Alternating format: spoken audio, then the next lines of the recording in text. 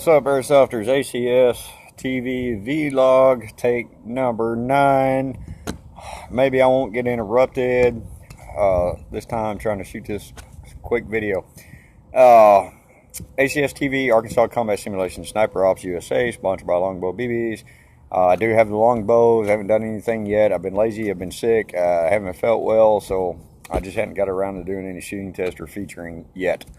That being said, the reason for this vlog, and I hope you guys really pay attention to this one, because I see the views on most of my videos and site and everything is really on the light side.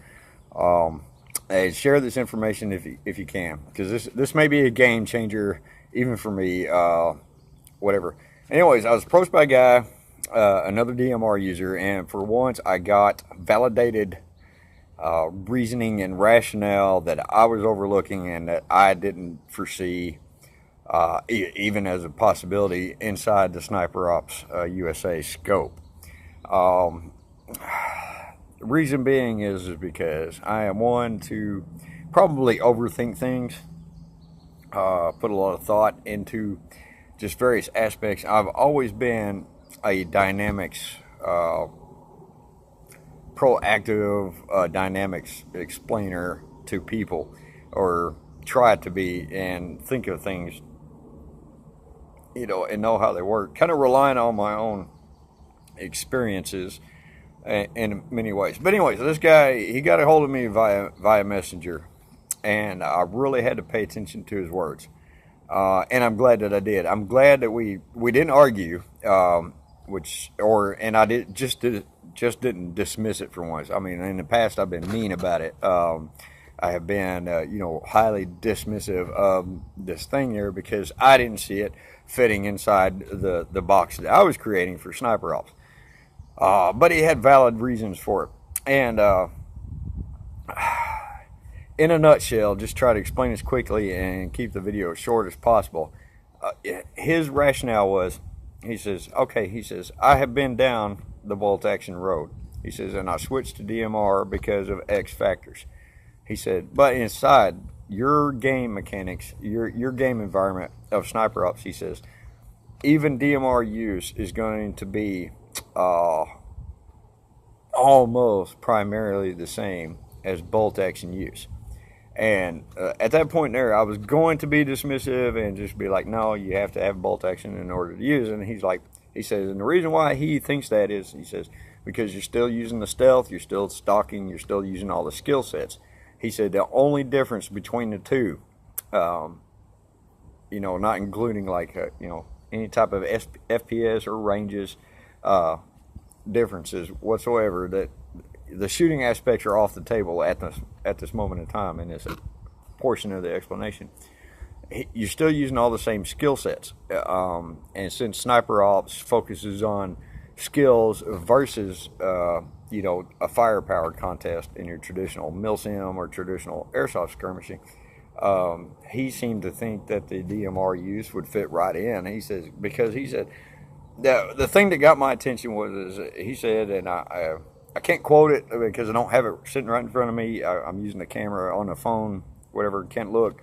But basically what he said was, he says, even as a DMR user, he finds the same discrepancies inside traditional skirmishing, inside traditional milsim, using a DMR as he would whenever he was trying to use a bolt action.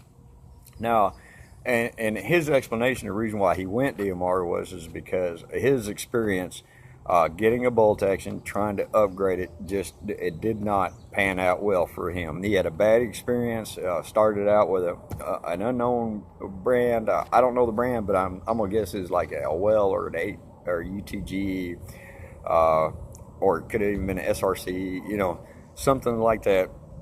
He skipped the big boys, or the Tokyo Maruis. He skipped the JG thing there because they were higher in price, as a base rifle, and tried to go upgrade, and it didn't work out well for him. And he said he went out and played. The thing kept, just misfeeding. Didn't shoot well, and he tried it several times, and it just never had a good experience with it. So he went and got a DMR type of base, upgraded it, and was able to operate and play.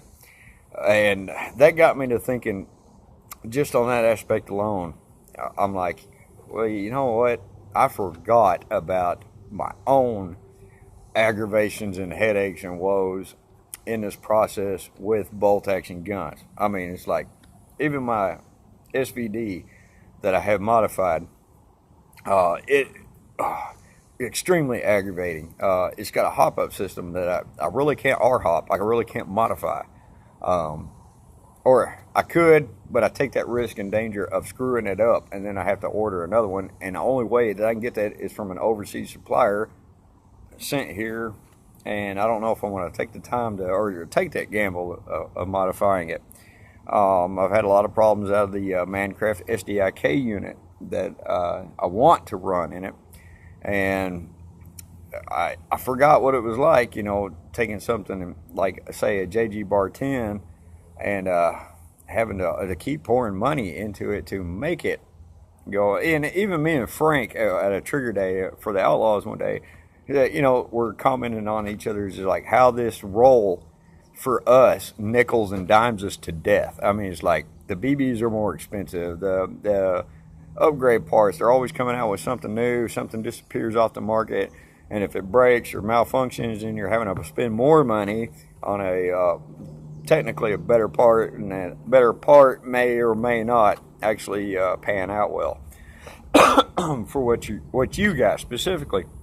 So yeah, I forgot all that. I forgot all this, and my only putting on the brakes at this moment in time is trying to find that dynamics balance.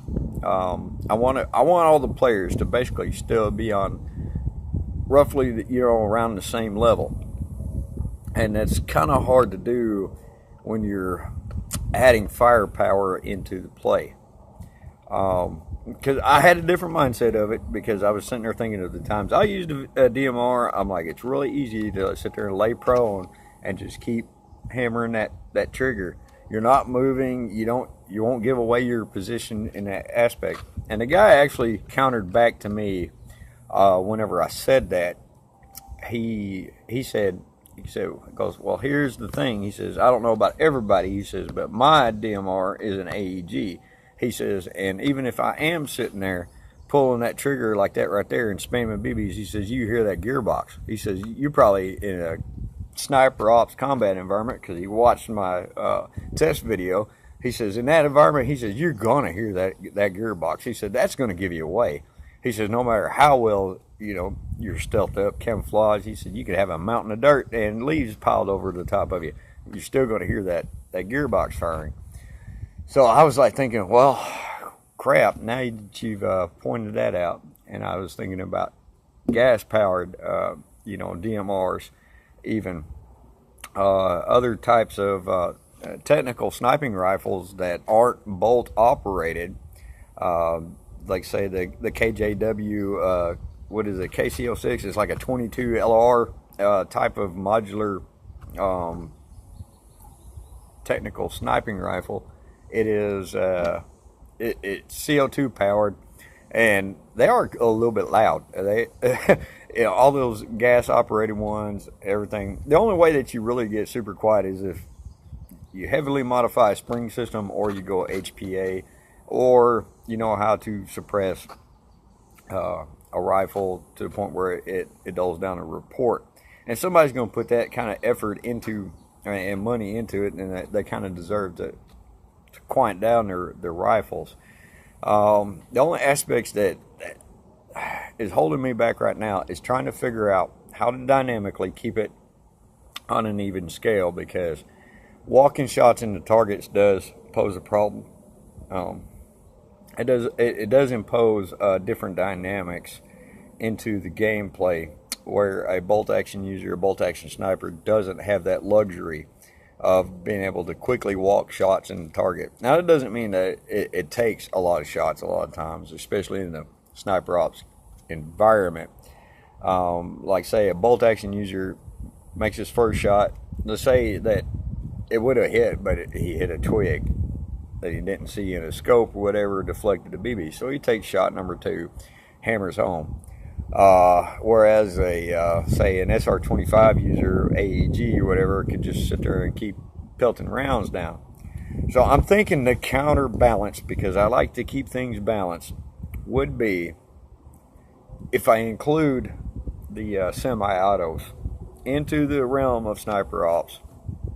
That's going to probably have to have an imposed ammo limit and magazine limit overall, specifically for those devices, and maybe and quite possibly for all devices used. The other reason why I'm thinking about this is because right now, as it is so light in participation, the bad part is I don't have any really super fantastic way to test this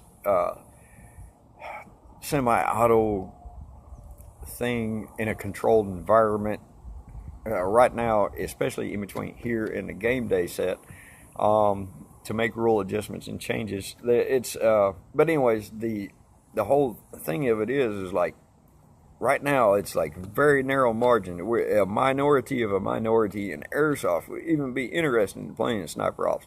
If I include all the semi-autos, if I include all the DMRs, that kind of opens the gate a little bit for more participants and more players, which is kind of needed in this aspect. But I don't want it to be overran by one or the other, I guess you'd say. But also at the same time, the weaponry used in sniper ops play, also the gate opens a little wider on it as well.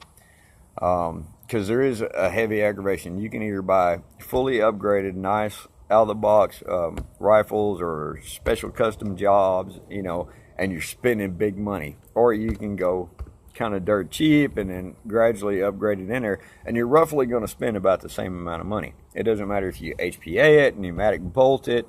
It doesn't matter if you you know, convert it from, you know, weak spring system to a strong spring system, cylinder, piston, hop up unit, inner barrel.